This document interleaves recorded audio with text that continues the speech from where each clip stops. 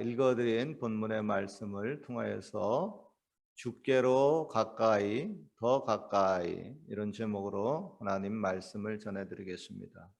영화 타이타닉에 보면은 그 큰 배가 빙산에 부딪혀 가지고 계속 침몰하게 되죠. 그래서 그 안에 있던 사람들이 서둘러서 그 배를 탈출하게 됩니다.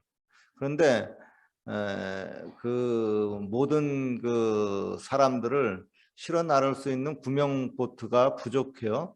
구명조끼도 부족하고, 그래서 어쩔 수 없이 구명 보트에 타지 못하고 있는 그 사람들이 배에 남아가지고 배가 가라앉는 것을 바라보면서 자신의 이제 죽음을 이제 기다리게 되죠. 그죠?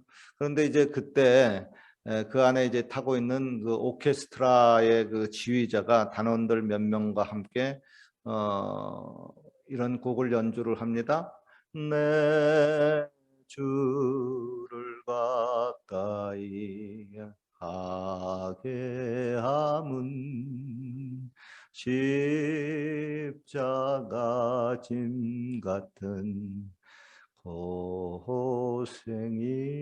고생이나 내 일생 소원은 늘 찬송하면서 주께 더 나아가기 원합니다.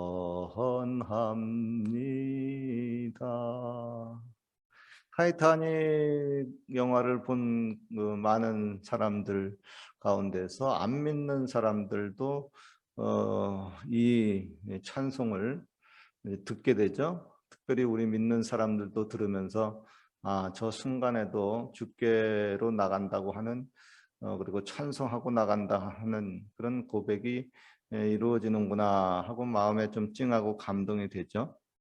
여러분, 우리들도 언젠가는 이 땅에 한번 태어났으면 또 돌아가는 게 인생이죠. 좀 더 이제 성경적으로 말하면은 너는 흙이니 흙으로 돌아가라, 이렇게 하나님이 말씀하신 것처럼 우리 모두는 육체는 흙으로 왔으니까 흙으로 언젠가는 돌아가야 되고, 또 영혼은 하나님께로부터 왔으니까 하나님께로 돌아가야 되는 것이 모든 사람에게 정해준 운명입니다. 그리고 우리가 이 땅에서 이제 육체를 입고 사는 삶은 이렇게 계산을 해보면은 그렇게 길지를 않습니다. 인생은 짧고 예술은 길다라는 말처럼 성경은 인생의 길이가 얼마나 될까 하고 이렇게 재어 보니까 손넓이 한 뼘 정도밖에 되지 않는다. 뭐 그렇게 이제 표현을 하고 있어요. 굉장히 인생의 길이가 짧다고 하는 거죠. 저도 이제 만 62세가 이제 되었습니다. 그리고 2021년도도 이제 며칠밖에 안 남았습니다. 새해가 오면은 우리는 또다시 한 살을 더 먹게 됩니다. 성경은 사람의 연수가 강건하면은 70이고 더 강건하면 80 정도라고 이렇게 얘기를 하고 있습니다. 그러니까 인생이 뭐 저 같은 경우에 아주 강건하다, 건강을 하나님이 주셨다, 이렇게 가지고 살게 되면 이제 70이라고 하잖아요. 그러면 제가 이렇게 이제 횟수를 계산해 봤어요. 내가 62세니까 강건하면은 70인데 강건치 못하면 70 전이고요. 강건하면 70인데 그러면 나에게 주어진 인생이 몇 해가 남았나 봤더니 8년밖에 안 남았더라고요. 그것도 강건하면. 더 강건하면은 80이라고 하면 이제 18년 정도 남았어요. 제가 인생을 이렇게 뒤돌아보니까요, 참 금방 후딱 이렇게 지나갔어요. 눈 떠보니까 10년이고 또 눈 떠보니까 10년이에요.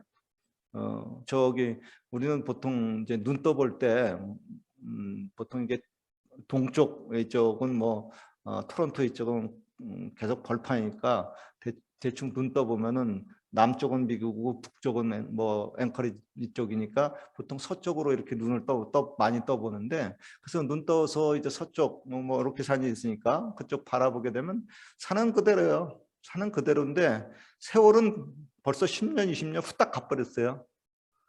더구나 이제 나이를 이제 먹어감에 따라서 그 인생의 그 가는 세월에 가는 속도가 더 자꾸 빨리빨리 간다고 이렇게 느껴져요. 그래가지고 아 이건 나도 은퇴를 해야 되는 거구나 하고 은퇴라는 단어도 이렇게 좀 와닿게 됩니다. 그리고 저 은퇴라는 그런 것을 좀 깨달을 때가 뭐냐면은 이렇게 잠시 까먹어요. 잘 까먹길 잘합니다. 그래서 제가 어저께 어린이들 그 행사도 몇 주 전에 그거 좀 올려줘야 되는데 그 내가 올리라고 해야 되는데 자꾸 까먹어가지고 그러면서 아하 이렇게 까먹는 거 보니까 이제 살살 정신적인 그런 기억력이나 그 에너지가 좀 딸리는 모양이구나 해가지고 그때가 되면 은퇴가 되는구나 하고 자연스럽게 은퇴를 하고 싶어서 하는 것이 아니라 자연스럽게 육체가 또 마음이 정신이 안 받쳐주면은 이제 은퇴를 이제 하게 되고 우리의 인생의 이제 끝도 내 육체가 버티지 못하게 되게 되면 거기서 이제 우리의 인생의 이제 정리를 이제 하게 되는 거죠. 그래서 자기의 그 인생을 이제 뒤돌아보면서 내가 과연 살 날이 얼마나 남았는가 하고 이제 계산을 이제 해보기도 하죠. 특별히 이제 남자들이나 여자들은 모르겠어요. 남자들 같은 경우에 한 60 정도 되면은 자기의 인생을 한번 이렇게 뒤돌아보면서 생각을 하게 됩니다. 근데 많은 사람들이 어떤 생각을 갖느냐 하면 허무하다 이런 그 느낌을 갖게 돼요. 허무하다. 지금 뭐 젊은 분들은 제 얘기가 와닿지 않을런지 모르는데 한 60 정도 되면 이제 그런 인생을 돌아보면서 생각을 갖게 됩니다. 솔로몬도 자기의 인생의 말년을 뒤돌아보면서 이런 고백을 했어요. 헛되고 헛되니 모든 것이 헛되도다. 허무하다고 하는 거예요, 한마디로. 저희 경우 이렇게 보면은 내가 예수님을 믿지 않고 예수님과 동행하지 않았다면 저 역시 이 나이에 이제 인생을 뒤돌아보면서 허무하다 이런 그 생각을 했을 겁니다. 그러나 예수님을 믿고 예수님과 동행하고 하나님의 일을 하면서 이제까지 살다 보니까 인생을 뒤돌아보면 괜찮다, 보람이 있었다, 행복하다, 그리고 내일 죽어도 별 후회는 없다. 이런 그 생각을 갖게 돼요. 왜냐하면은 오늘도 나는 계속해서 하나님께 찬양하고 있고 또 날마다 기도하고 있고 주님의 임재를 느끼면서 동행하고 살고 있기 때문에 뭐 후회가 없습니다. 여러분의 경우는 어떤지 모르겠어요. 자신의 인생이 허무합니까? 혹은 나름대로 보람과 행복을 느낍니까? 파스칼이라고 하는 철학자가 있습니다. 인간은 생각하는 갈대다. 유명한 말을 했죠. 그 사람이 또 이런 말을 했습니다. 인간의 마음속에는 하나님이 만드신 하나의 공백, 허무함이 있다. 이것은 오직 그리스도를 통하여 하나님에 의해서만 채워질 수가 있다. 그랬어요. 사람이 언제 어느 순간에 자기의 인생을 살펴볼 때 공허하다, 허무하다, 뭐가 인생이 이러냐 하고 인생의 의미를 찾지 못했을 때 이런 그 허무함과 공허함이 사람마다 다 있는데 이것을 어떻게 채우느냐? 어떻게 채우느냐? 예수님을 통해서 하나님만이 채워줄 수가 있다고 하는 거예요. 성경에 보면은 수가성의 운물가의 그 여인이 나옵니다. 자신의 그 행복을 위해서 마음속에 누구나 사람들은 행복으로 채우기를 원하잖아요. 그러니까 그 행복을 채우기 위해서 결혼을 선택을 했습니다. 이 남자를 선택해가지고 결혼 생활을 해봤는데 그 남자가 자기의 공허함을 채워주지 못합니다. 그래서 딴 남자를 한번 바꿔볼까 해가지고 그렇게 이혼하고 결혼하고 이렇게 하기를 5번이나 했어요. 근데 공허함을 채울 수가 없는 겁니다. 그래서 이제는 또다시 결혼하기도 그렇고 해가지고 그냥 오다 가다 만난 그냥 남자 하나 데리고 동거하고 그렇게 또 테스트 이제 살고 있었어요. 근데 공허한 겁니다. 왜 이렇게 공허한 거지? 뭔가 마음이 허전한 겁니다. 그래서 이제 늦잠 이제 늦게까지 이렇게 잠을 자다가 이제 목이 마르니까 운물가에 이렇게 나왔어요.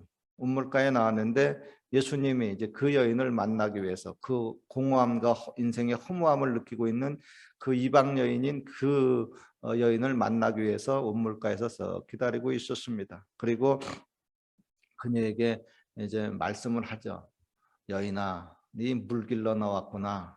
이 물을 먹는 자마다 다시 목마르거니와 내가 주는 물을 먹어야 그게 목마르지 아니하다. 내가 주는 물은 내 속에서 솟아나는 샘물이 될 것이다. 그래서 계속해서 샘물이 솟아나 가지고 공허함을 채워준다고 하는 거예요.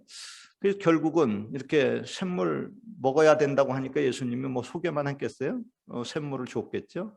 그러니까 그 성령의 생수를 마시고 난 다음에 이 여인이 삶이 완전히 변했습니다. 그 샘물 한 잔 마시니까 완전히 변한 거예요. 그래서 어떻게 그런 일이 있나 하는데, 여러분, 그 하나님이 주시는 그 성령의 생수의 그 능력을 우리가 우습게 생각을 하면 안 됩니다. 제가요, 그 병원에 이렇게 신방 가가지고 이제 수술을 할 때 이제 그 과정을 이렇게 보니까 이제 전신 마취를 하는 경우가 있습니다. 전신 마취를 하면요, 위에서 이제 그 마취제를 이제 링게로 꽂아가지고 싹 집어넣습니다. 혈관에다가 싹 집어넣으면요, 신기하게 그 마취제가 들어감과 동시에 조금 있다가 싹 자버립니다. 테스트하면 금방 몰라요. 금방 자요. 야, 어떻게 들어감과 동시에 저렇게 잠이 이렇게 오느냐? 신기하다. 그죠? 하물며 여러분, 하나님이 주시는 성령의 생수가 우리의 몸에 이제 들어오면요, 그 사람이 순식간에 변화가 됩니다. 사람이 만든 약도 그 사람을 순식간에 이렇게 잠을 재워버리는데, 하나님이 주시는 성령의 생수가 싹 들어오면 그 사람이 싹 변해요. 그래가지고 이 여인이 조금 전까지만 해도 불행을 느끼고 허무함을 느꼈고 인생의 회의를 느꼈던 이 사람이 변화가 싹 됐습니다. 이전에는 자신의 인생을 사람들이 자꾸 이렇게 비난하고 손가락질하는 것 같았어요. 그래서 사람들 앞에, 마을 사람들 앞에 나타날 수가 없었어요.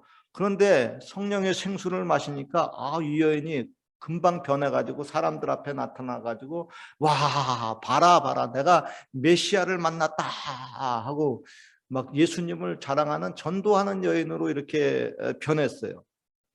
사람이 이렇게 금방 변하기가 쉽지 않잖아요. 그런데 이 여인이 순식간에 변했어요.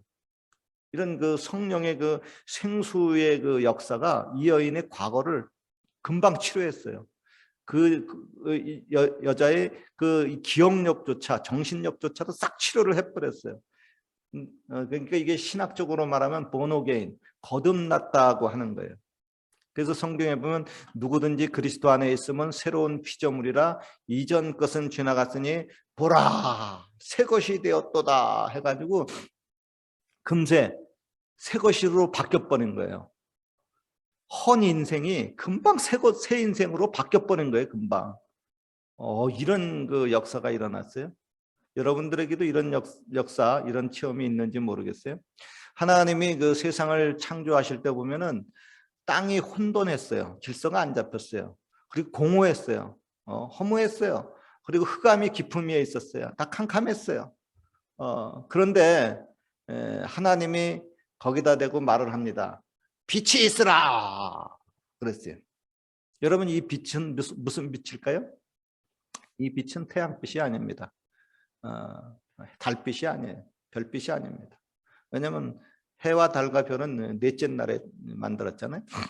근데 첫째 날에 빛이 있으라 그랬어요. 어둠 속에서, 공허함 속에서, 흑암 속에서, 혼돈 속에서 빛이 있으라 하니까 빛이 있었다 그랬어요. 이 빛에 대해서 성경은 이렇게 얘기를 합니다. 고린도후서 4장 6절인데요.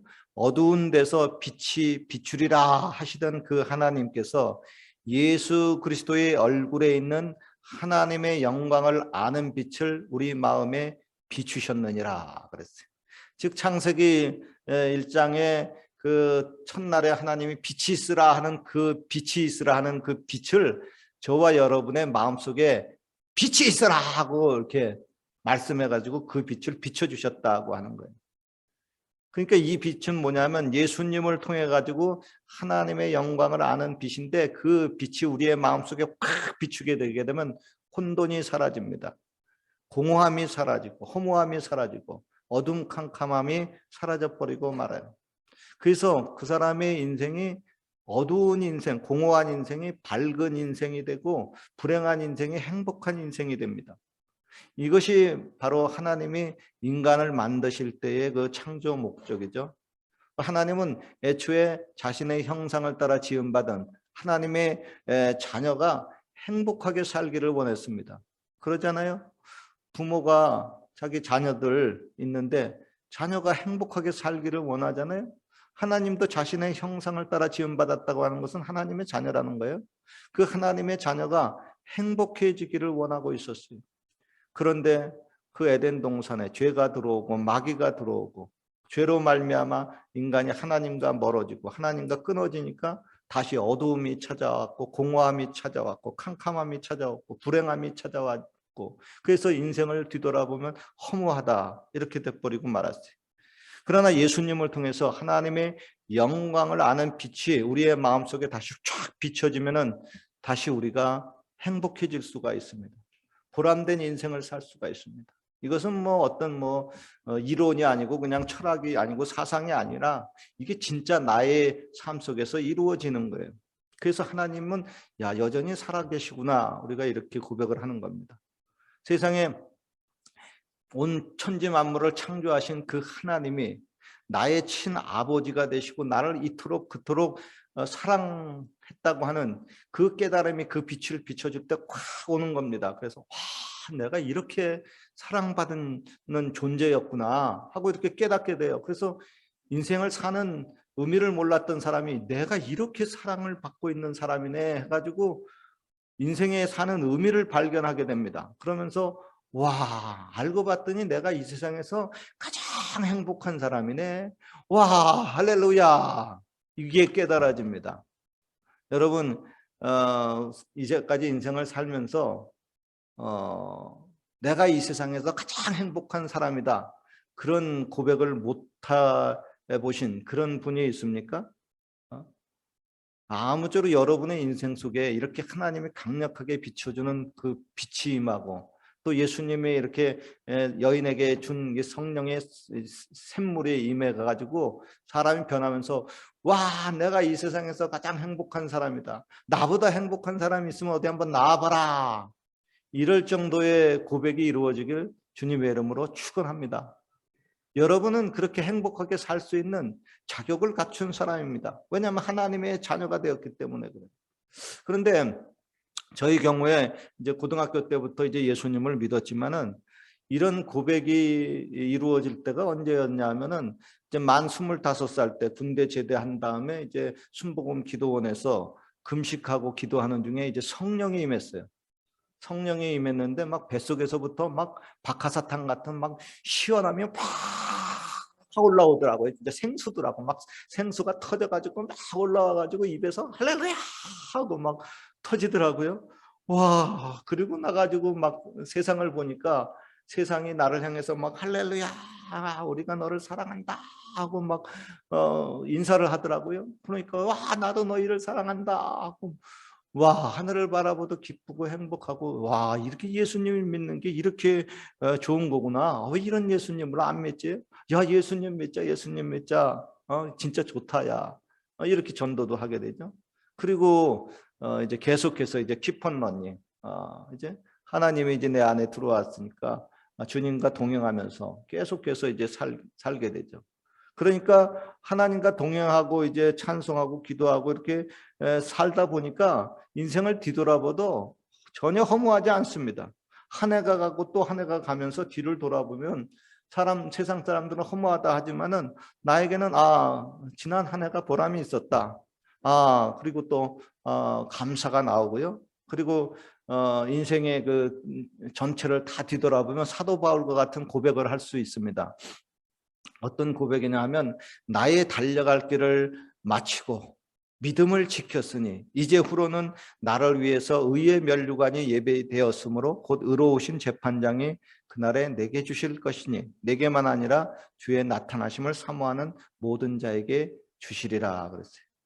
여러분 사실 한 해가 가고 또 새해가 다가와서 나이가 먹고 늙는다고 하는 것은 우리 크리스찬에게 있어서 그렇게 슬퍼할 일이 아닙니다. 도리어 사랑하는 예수님께로 더 가까이 나아간다고 하는 뜻입니다. 그리고 우리에게는 태어날 날보다 죽는 날이 더 복됩니다. 사실 그래요. 그래서 성경은 주 안에서 죽은 자들은 복되도다 이렇게 얘기를 하고 있어요. 사랑하는 성도 여러분, 사실 우리들에게는 나이가 먹을수록 늙을수록 죽음의 날이 가까울수록 더 복된 날이 다가오는 겁니다. 고로 여러분 한 해가 지나간다고 후회할 필요도 허무해할 필요도 없고 그리고 또 새 한 해가 새롭게 다가온다고 뭐 세상적으로 들뜰 필요도 없습니다. 그저 주님이 주신 인생의 삶을 주님과 동행하면서 날마다 찬송하고 기도하고 보람과 행복을 누리며 살면 되는 겁니다. 그것이 뭐 한국에서나 여기 캐나다에서나 어디에서나 그렇게 똑같이 살면 돼요. 그리고 하나님은 오늘도 여전히 저와 여러분을 우리들을 행복하게 만들어주기를 원하고 있습니다. 그리고 그 행복은 바로 예수님 안에 있어요. 내가 캐나다 가면 행복하겠지? 아닙니다. 예수님 안에 있어야 어디 가나 행복해질 수가 있습니다. 그리고 주님께 가까이 가면 갈수록 그 행복은 더합니다. 반대로요, 주님과 멀어지면 멀어질수록 나중에 고통과 불행은 더하게 됩니다. 아니 나는 주님과 멀어져서 좀 한참 살아도 여전히 괜찮습니다. 살만합니다 하는 것은요, 그것은 그 거짓된 그 기쁨이고 거짓된 보람입니다. 우리가 뭐 술 먹고 또 마약 먹고 잠깐은 뭐 행복해지는 그런 것을 느낄 수 있지만 그게 지나고 나게 되면은 나중에 더 큰 허무함이 다가오게 되고 맙니다. 그러니까 여러분 예수님 하나님 떠나가지고 다가오는 그 행복은요, 그건 가짜입니다. 그거 가짜예요. 그거에 속으면 안 됩니다. 진짜 주시는 그 행복은 예수님 안에 있습니다. 하나님이 예수님 안에다가 구원을 집어넣었고 예수님 안에다가 천국과 예수님 안에다가 기쁨과 행복을 집어넣었습니다. 그러니까 예수님하고 떨어지면 떨어질수록 우리는 점차 불행해지고 고통 가운데 빠지고 마는 겁니다. 그래서 그것을 깨달은 시편 기자는 하나님께 가까이함이 내게 복이라 그랬어요. 여러분 저는요 인생 그 행복하게 사는 건 사람들이 뭐 이렇게 해야 행복하다 저렇게 해야 행복하다 여러 번 많이 봤지만 나에게는 쉽지 않더라고요. 아유 그렇게 좀 노력하고 살아야 행복하다고 하는데 근데 나는 그렇게 노력해가지고 살 수 있는 실력도 별로 없다. 세상적으로 또 뭐 공부해야 많이 하고 뭐 출세해 행복한다고 하는데 글쎄 나는 그런 것에 별로 자신이 없다. 그러면 나는 어떻게 행복해질까 하는데 성경에 보니까 예수님께 가까이 하는 자가 행복하다 그러더라고요. 그래서 그것은 내가 할 수 있다. 그것은 내가 할 수 있다. 그래서 내가 외국 땅에 가든지 뭐 한국 땅에 있든지 어디 가든지 내가 주일날 빼먹지 않고 하나님 앞에 가서 예배 드리고 내가 날마다 기도하고 날마다 찬송하는 거 이건 쉽지 않느냐? 이거는 내가 할 수 있다. 여러분 학교에서 공부하는 학생들이요 공부하는 게 쉽습니까? 그냥 하나님 앞에 노래하는 게 쉽습니까? 옛날에는 세상 노래가 쉬웠었는데 요즘은 이렇게 보니까요 찬송이 더 쉬워요. 난 곡조 잘 못 맞추거든요. 어제도 보니까 거룩한 밤 하는데 내가 잘 못 맞추더라고. 그렇게 하도 열심히 연습을 해도. 근데요 세상 노래보다 찬송가가 부르는 게 훨씬 좋아요. 쉽고요. 그리고 또 혼자 부르면 뭐 곡조 박자 틀려도 누가 뭐라는 사람 없고 그냥 하나님이 나한테 곡조 박자 틀렸다고 뭐라 그러지도 않고 하여간 이거 찬송은 이건 내가 맨날 할 수 있겠다. 기도? 이거 뭐 기도 그냥 하나님하고 그냥 슬슬 대화하고 그냥 내 사정과 형편을 그냥 알아면 되는데 이거 뭐 쉽지 않느냐. 이거 해가지고 행복해진다면 나 얼마든지 나는 행복할 가능성이 있다. 그죠? 그러니까 뭐 이게 사람들은 뭐 성공을 쫓아가지만 성공이 뭐예요? 결국 기뻐하고 행복해지려고 하는 건데 내가 예수님 안에 있으면 행복해지고 성공하고 기뻐하고 이렇게 살 수 있다고 하는데 아유 왜 이걸 못할까? 근데요 세상 사람들은요 그걸 못해요. 하나님을 가까이 할 수 있는 힘이 없어요. 그죠? 어쩌다 한번 이제 1년에 한번 성탄절 때 한번 맡겨왔는데 그 다음날 또 오려고 하니까 이게 힘이 떨어져요. 그죠? 그러니까 행복을 조금 맛봤다 또 떨어졌다 자꾸 이렇게 돼버리고 계속 갈급해지는 거예요. 그러니까 갈급해지지 않는 계속해서 솟아나는 성령의 생수가 있어야 돼요. 그렇기 위해서는 날마다 순간순간마다 주님을 가까이 해야 됩니다. 오늘 본문에도 하나님을 가까이 하라. 그러면 하나님께서도 너희를 가까이 하시리라고 말씀을 하고 있습니다. 근데 하나님 어떻게 하면 가까이 할까요? 예수님 통해 가지고 가까이 하면 됩니다. 옛날에는 구약 시대 때는 보통 사람들이 하나님을 가까이 하지 못했어요. 단지 그냥 선택된 제사장만이 하나님의 그 전에 나아가 가지고 거기서 또 이제 아주 정결하게 해야 되죠. 물두멍에다가 손도 깨끗이 씻고 마음도 정결하게 하고 그렇게 해가지고 이제 성소 지성소에 나가가지고 하나님을 만났습니다. 그렇죠? 우리들도 하나님 앞에 나아가기 위해서는 또 하나님 만나기 위해서는 여러 가지 또 한 해 동안 또 지었던 그 죄로 인해서 더러워진 마음과 행동을 씻어야 되죠. 그리고 무엇보다도 이제 하나님을 멀리하고 살면서 하나님의 마음을 좀 안타깝게 한 것, 그것에 대해서 아유 하나님 죄송합니다, 하나님 미안합니다 이렇게 말하면서 하나님의 마음도 좀 위로해 줘야 돼요. 우리는 자꾸 하나님 나 좀 위로해 주세요, 나 좀 위로해 주세요. 뭐 좋은 기도입니다. 많은 위로가 필요하죠.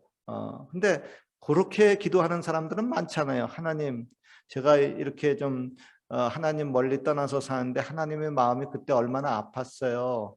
하나님 마음이 좀 좋지 않았죠. 아이고 하나님 마음도 좀 위로함을 받아야 될 텐데 어떻게 제가 하나님의 마음을 좀 달래드려야 될까요? 이렇게 생각하는 사람들은 많지 않더라고요. 그죠? 그러니까 이렇게 또 한 해를 뒤돌아보면서 하나님 내가 혹시 하나님 좀 섭섭하게 한 것 있습니까? 하나님 멀리 떨어져 가지고 하나님 좀 안타까워 한 것 있습니까?